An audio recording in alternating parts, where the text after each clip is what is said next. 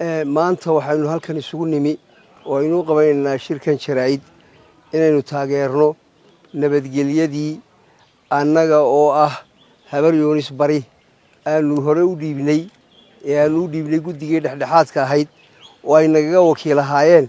ayna ku baaqeen nabadgelyada mar labaad iyo mar saddexaadba waa taageeraynaa waxaanu ku taageeraynaa baaqa ay qabteen waxaanu ku taageeraynaa wanaagga ay magaalada ka sameeyeen waxaan ku taageeraynaa wax allaale iyo wixii dadka reer Sanaag ee beesha qura ahi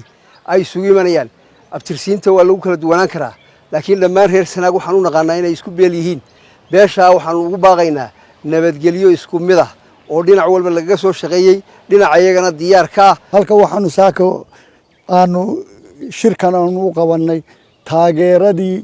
warbixintii shalay la bixiyay ee nabadgelyada ahayd ee ay habar jeclo iyo warsangeli nagaga wakiilahaayeen ayaanu anana taageeraynaa si buuxda ayaanu u taageeraynaa wax ujeedadeedu waxay tahay reer Ceerigaabo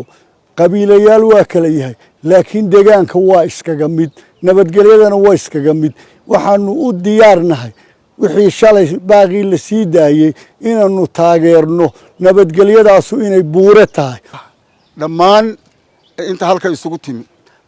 baaqa nabadgelyada sii deynaysa ee ku taageertay guddidii hore labadii beerihii badnaa ee reer Ceerigaabo ee baaqa nabadgelyada soo jeediyay baanu ku taageeraynaa Ceerigaabo maaha qoysas badan waa hal qoys oo meel isugu yimi haddii laba qoys isqabtaanna waxaa u garnaqa inta kale reer Ceerigaabo ayaa u garnaqda meel shishe oo aanu u doonanayna ama aanu u tagayna ma laha cid kale soo faragelinaysa oo kalena ma laha annaga dhamaysanayna hoos baanu u dhamaysanayna saraanu u dhamaysanayna nabadda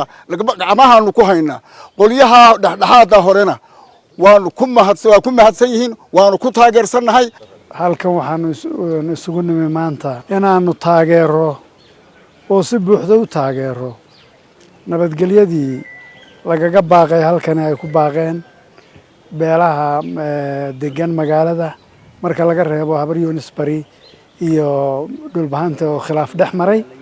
intii kale yacniga baaqi ay sii daayeen nabadgelyada ahaa ayaanu taageeraynaa si buuxda waa ku taageersanahay waa ku hambalyaynaynaa waa ku garab taagannahay